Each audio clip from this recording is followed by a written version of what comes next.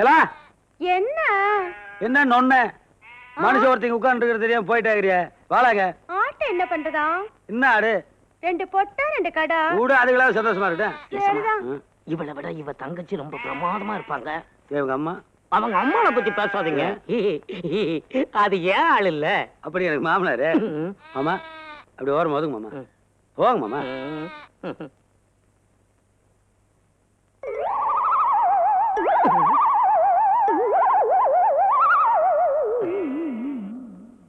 நல்லா இருக்குதா? நல்லாதான் இருக்கு. ஏன் கழுத்து தான் வெறும் கழுத்தா கிடக்கு. இப்படி எட்ட நின்று பேசிட்டே இருந்தீங்கன்னா வருங்காலத்தா தான் இருக்கு. ஏன் உட்கார மாட்டேங்க? இந்த மாதிரி எல்லாம் உட்காந்து பேசி எனக்கு பழக்கம் இல்ல. ஆமா ஆமா ஊருக்குள்ள பேசிட்டாங்க. ஆமா உன் தங்கச்சி பேர் என்ன? 18. நான் பேர் என்னன்னு கேட்டேன். எதுக்கு? அட ஒரு நல்லது கெட்டது விசாரிச்சு வச்சுக்கிறதா? நீங்க விசாரிச்சு எது நல்லது நடந்தது? சரி கெட்டதாவது நடக்குது. கெட்டது கிட்டத்துலயே நடக்குதா? என்ன தெரியுங்க? பீடி இதோ இருக்குல்ல. இதெல்லாமா துண்டு பீடி. இந்தா நீ போயிட்டு அப்புறம் போ. சங்கிலி. என்ன சங்கிலின்னு பரல் போட்டுருக்க? நான் என் துண்டு பீடி காணன்னு பதறி போயிருக்க. என்ன விட உங்களுக்கு துண்டு பீடி தான் பெருசா போச்சா? பின்னாடி ஒருத்தன் என் பொழப்புக்கு ஆப்படிச்சிட்டு இருக்கா. நீ லவ் பண்றியா? போ போ.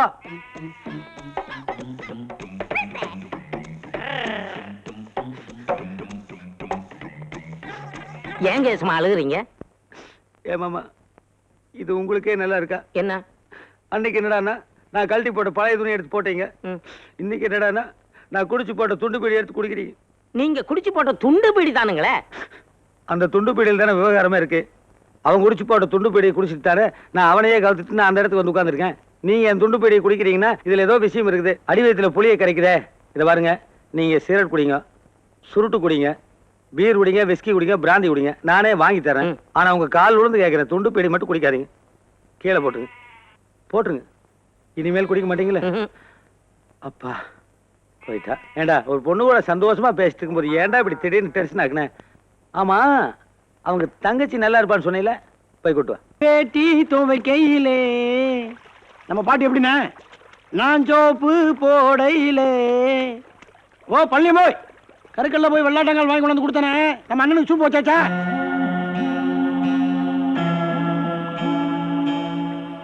என்னன்னு பதிலே சொல்லாம போகுது.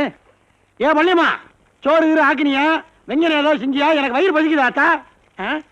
என்னன்னு பள்ளியம்மா பள்ளியம்மா சோறு.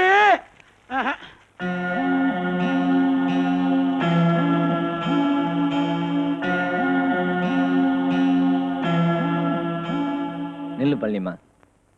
எப்பவும் கலகலன்னு பேசிட்டு போவ, இன்னைக்கு எதுவுமே பேசாம போற. என் மேல ஏதாவது கோவமா? அதெல்லாம் ஒண்ணும் இல்ல மாமா. பேசுறதுக்கு என்ன இருக்கு? கலகலப்பா பேசினாதே உனக்கு பிடிக்கும்னு அப்படி பேசினேன். அதனாலே உனக்கு என்ன பிடிக்காம போச்சு. சரி கூடவே இருந்து பணிவிட செய்தாலாவது உன் மனசு மாறும்னு பார்த்தா இப்பதே எனக்கு செத்து போன பஞ்சாதி ஞாபகம் வருதுன்னு சொல்லிவிட்டேன். நானும் ஒரு பொம்பளை தானே மாமா. எம்பிட்டுக்கு அந்த வெக்கத்தை விட்டுக்கிட்டு என்ன கட்டிக்கணும் பின்னாலே சுத்துறது. எனக்கு லெவி எம்பிட்டுத. என்ன நீ செய்யறது உனக்கே நல்லா இருக்கா? ஒரு நெஞ்சில கொஞ்சம் கூட ஈவிரக்கமே கிடையாதா? அந்த பிள்ளைய நீ கெடுத்துட்ட, அதனாலதான் அவன் உன் கூட சேர்ந்து குடும்பம் நடத்திக்கிட்டு இருக்கா அப்படின்னு வாய்க்கு வந்த மாதிரி எல்லாம் ஆம்பளை பொம்பளை அத்தனை பேரும் பேசிக்கிட்டு இருக்காங்க. இம்புட்டு அசிங்கத்தையும் தாங்கிக்கிட்டு இந்த பிள்ளை உன் கூடவே இருக்கான்னா என்ன அர்த்தம்? பெத்த மகளை பறி கொடுத்துட்டு தகப்பங்கார கிறுக்க மாதிரி ஊருக்குள்ள அலைஞ்சுக்கிட்டு இருக்கான். அவன் அனாதையா போனாலும் பரவாயில்லன்னுட்டு நீயே கதின்னு நம்பிக்கிட்டு இருக்கிற பிள்ளைக்கு நீ காட்டுற மரியாதையான இது? என்னடா நீ மத்தவங்க மாதிரியே பேசுற? என் மனசு உனக்கு கூடவா என்னன்னு தெரியல. வயிற்றுல பாரத்தை சுமக்கிறவ தாய், தோல்ல பாரத்தை சுமக்கிறவன் தகப்பன், நெஞ்சில பாரத்தை சுமக்கிறவ பஞ்சாதி. இந்த 3 தாண்டா ஒரு மனுஷனுக்கு சரியா அமைய வேண்டிய சொந்தம். ஆனா எனக்கு இந்த 3 சொந்தமே கொடுப்பனம் இல்லாம போச்சு. நாளைக்கு நான் செத்தா என் பாரத்தை சுமக்க கூட 4 பேர் வருவாங்களான்னு நம்பிக்கை இல்லாம இருக்கு. இந்த நிலைமையில அவள் நான் கல்யாணம் பண்ணிக்கிட்டு அவளுக்கு நான் எந்த சுகத்தடா கொடுக்க முடியும்? யாரு பாரத்தை யார் சுமக்கணுங்கிற விதி மனுஷங்க கையில இல்லைன்னு நம்ம படைச்ச சாமி கையில இருக்கு. நீயே ஆசைப்பட்டு தான் பாண்டியம்மாவை கட்டிக்கிட்ட. அந்த சொந்தம் உனக்கு நிலைச்சிச்சா? இல்லையே. ஏன் அந்த சொந்தம் உனக்கு நிரந்தரம் இல்லைன்னு ஆண்டவன் உன் தலையில எழுதிட்டானே. இப்போ எந்த சொந்தமும் இல்லாம பழனி அம்மா உன் கஷ்ட நஷ்டத்தெல்லாம் சுமந்துக்கிட்டு உன் கூடவே இருந்துகிட்டு இருக்காளே, ஏன்? இந்த சொந்தம் தான் நிரந்தரம்னு அதே ஆண்டவன் உனக்கு ஏற்கனவே எழுதிட்டான். இதை உன்னால மாத்த முடியுமா? அண்ணே, கட்டின பஞ்சாதி உசுரோடு இருக்கப்பவே நேரத்துக்கு ஒரு பொம்பளை தேடி போற ஆம்பளைங்க இருக்கிற அந்த காலத்துல கட்டின பொண்டாடி செத்த பிறகும் வேற ஒரு பொம்பளை மனசால கூட நினைக்க மாட்டேன்னு சொல்றாரு. அவருக்கு எம்பிட்டு பெரிய மனசு இருக்கணும். அவர் பாரத்தை தாங்க யாருமே இல்லைன்னு அவர் சொன்னாரு. ஆயுசு பூராவும் ஒரு பாரத்தை தாங்க தான் நான் அவர் காலடியிலே விழுந்து கிடக்கிறேன். என்னை பொறுத்த வரைக்கும் என் மனசுக்குள்ள அவர் சாமியா தான் நினைச்சிருக்கேன். அந்த சாமியா பார்த்து என்னைக்காவது வரம் கொடுத்தா கொடுக்கட்டும், இல்லைன்னா வாசல்லே கிடந்து பூசை பண்ணிக்கிட்டு என் காலத்தை கழிச்சிடுறேன். அவரை தொந்தரவு பண்ணாதன்னு.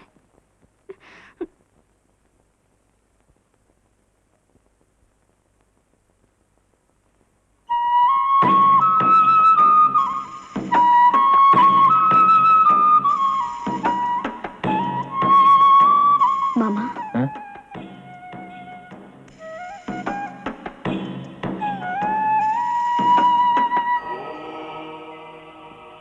மலையே சரிஞ்சாலும் நீங்க கருங்க மாட்டீங்களே. உங்க கண்ணுல கண்ணீர் வரலாமா மாமா? பாண்டியம்மா, உடம்புல இருக்க பலம்தான் பெருசுன்னு நினைச்சு பொண்டாட்டிய மதிக்காம தெரிஞ்சுக்கிட்டேன். அந்த பலமே பொண்டாட்டிக்கிட்ட இருந்துதான் வருதுன்னு நீ என்னை விட்டு போனதுக்கு அப்புறம் தான் புரிஞ்சுக்கிட்டேன். ரொம்ப பட்டு அழிஞ்சிட்டேன் பாண்டியம்மா. மாமா, நான் உசிரோட இருந்தப்போ நான் ஆசைப்பட்டதெல்லாம் எதுவுமே நடக்கல. இப்பவும் எனக்கு ஒரு ஆசை. பழனி அம்மாவும் நானும் ஒரே வயிற்றுல பிறந்தவங்கதான். 2 பேருக்கும் ஒரே ரத்தம். நான் இருந்த இடத்துல அவ இருக்கணும். நீங்க அவளை கல்யாணம் பண்ணிக்கிட்டு சந்தோஷமா இருக்கணும். அதுதான் என்னோட ஆசை. அப்பதான் எனக்கு நிம்மதி கிடைக்கும். என் ஆசை எப்போவாது நிறைவேற்றுங்க மாமா.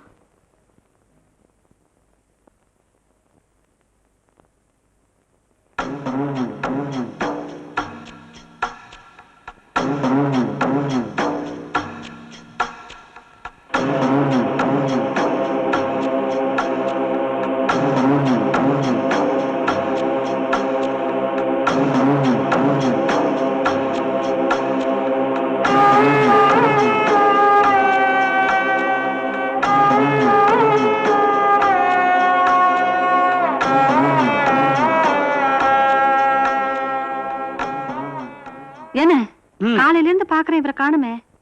இவ்வளவு வெள்ளம் எந்திரிச்சு எங்கேயும் போக மாட்டாரு. நீ எங்கேயும் பாத்தியா? நான் பாக்கலையே. இப்பெல்லாம் அண்ணன் ஊருக்குள்ள கூட வர்றது இல்ல. வேற எங்க போயிருப்பாரு? இவ்வளவு வெள்ளம் எங்க போயிட்டு வர? உன்னை காணும்னு பழனி அம்மா பதறி துடிச்சிருச்சு. அட, இது என்ன புது பழக்கம்? கடகணிக்கெல்லாம் போயிட்டு வர ஆரம்பிச்சியா? என்னென்ன பையில?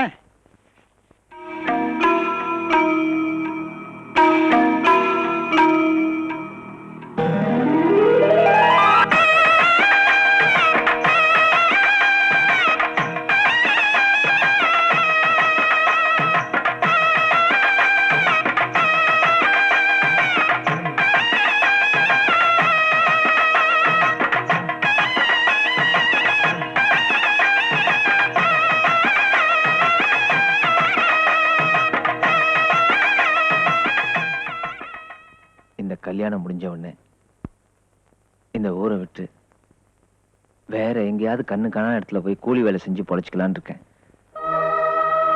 எப்படின்னு? இந்த மண்ணு மேல நீ எவ்வளவு பிரிய வச்சிருந்த? இந்த ஊரை விட்டு உன்னால போக முடியுமா? முடியல தாண்டா. என்ன பண்ண சொல்ற? நான் இங்க யாருக்கும் பிரயோஜனம் இல்லாதவனா போயிட்டேன். எவனும் என்ன மதிக்க மாட்டேங்கிறான். என் உசுரை கொடுத்து கட்டுக்கோப்பா வச்சிருந்த இந்த 8பட்டி கிராமமும் என் கண்ணு முன்னாடியே கெட்டு போய்கிட்டு இருக்கு. அதை என்னால தடுக்க முடியல.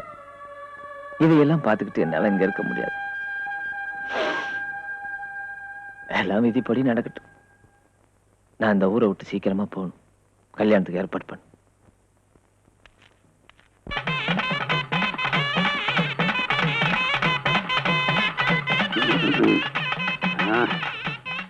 வணக்கண்ணே. போங்கடா நீங்களும் வணக்கம்.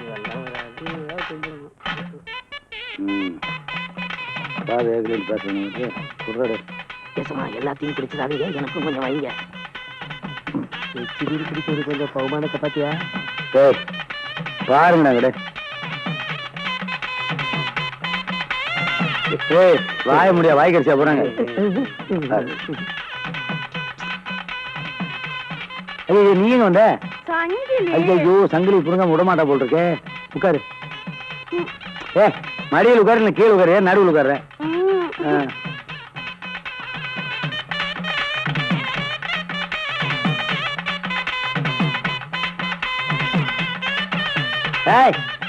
எடுத்து விட ஆடுத. நீ பயப்படாத குழந்தை. எந்த ஊரு? தேவதான நான் உடனே வாட கேட்டேன். வரதாச்சு. நீ சொல்லு குழந்தை. தேவதான பட்டிங்க. நீங்க எந்த ஊரா? ஏன்டா ஊர் பேர் கிடக்குறீங்க? என்னடா வாசிக்கிறீங்க நீங்க? என்ன ஆடாடுறீங்க? கரகாட்டங்க. என்ன கரகாட்டம்? அம்மா நாட்டுப்புற பாட்டு படம் பாத்தியா? 10 தடவை பாத்துங்க. உன்னை யாரா கேட்டா? ஐயோ ஏமா நாட்டுப்புற பாட்டுல குஷ்பு ஆடுவா பாத்தியா? அதுதான் கரகாட்டம். இது கரகாட்டம். அந்த மாதிரி ஆடுவ நீ? நல்லா ஆடுவங்க. நீ போட போ போ அந்த பக்கம். எங்க பிடிச்சவன? நீ நம்ம கூட ஆடுவியா? நீ வாசிப்பேடா கூடாடே. ஐயா என்னடா அது? குடிச்சு தண்ணி ஊற்றி வச்சிட்டியா? சப்புன்னு இருக்கா?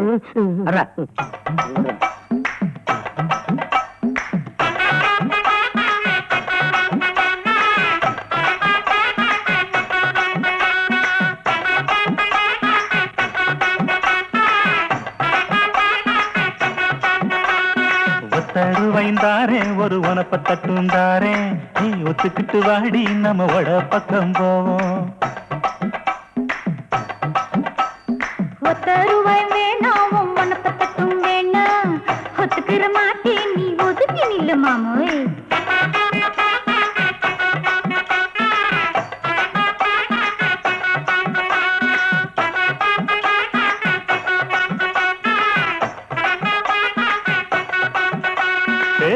ரூபாய்ந்தாரே ஒரு பதிக்கஞ்சங்கிலிதாரே, பச்சை கிளி வாடி நல்ல படப்பு பக்கம். தங்களை எனக்கு தரேன்ட்டு அவளுக்கு தரீங்க. சொல்ல தாங்க முடியல போ. 10 ரூபாய் வேணாம் பதிக்கஞ்சங்கிலி வேணாம், பத்து பின்னிக்கிற மாமா என்ன உசுப்பி விட வேணாம்.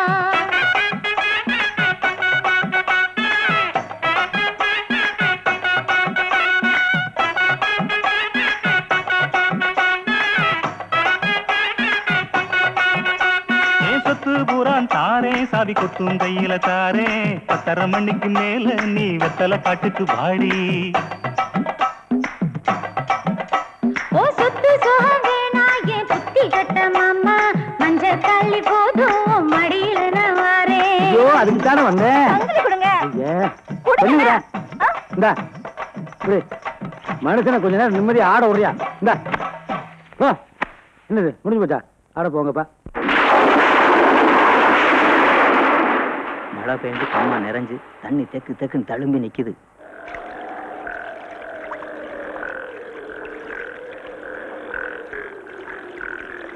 இதுதான் சரியான நேரம்.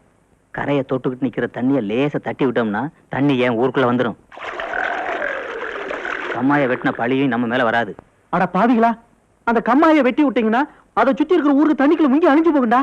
யோ நிறைஞ்ச கம்மாயை உடைச்சு விட்டோம்னா 4 கிராமம் அழியத்தான் செய்ய, 10-100 பேர் சாகத்தான் செய்வான். என்ன புளிய மலை புளிக்குன்னு பேசிட்டுக்க? இங்க பரப்பா மாரிமுத்து, சிங்கராச பழி வாங்கணுங்கிறதுக்காக ஒரு மாவும் மரியாதை பாண்டிய மாவை மானபங்கப்படுத்தி தூக்குல தொங்க விட்டான். அந்த பழியை தூக்கி சிங்கராசு மேல போட்டா. இப்ப எதுக்குடா ஊரே அழிக்கணும்ங்கிறீங்க? விட்டா நீ அப்ரூவராவே மாறி போல் இருக்கே. இப்பதான் நான் 10 பாவங்களை பண்ணி பணங்காசு சேர்த்து பணக்காரன் ஆயிருக்கேன். மச்சான் வேற பொண்ணு கொடுக்குறேன்னு இருக்காரு.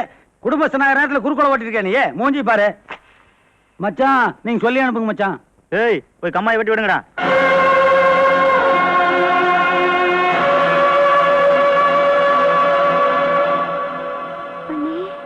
பொண்டாட்டி பாண்டியம்மாவை நீதான் அடிச்சு கொண்டேன்னு இந்த ஊரே பேசுச்சு.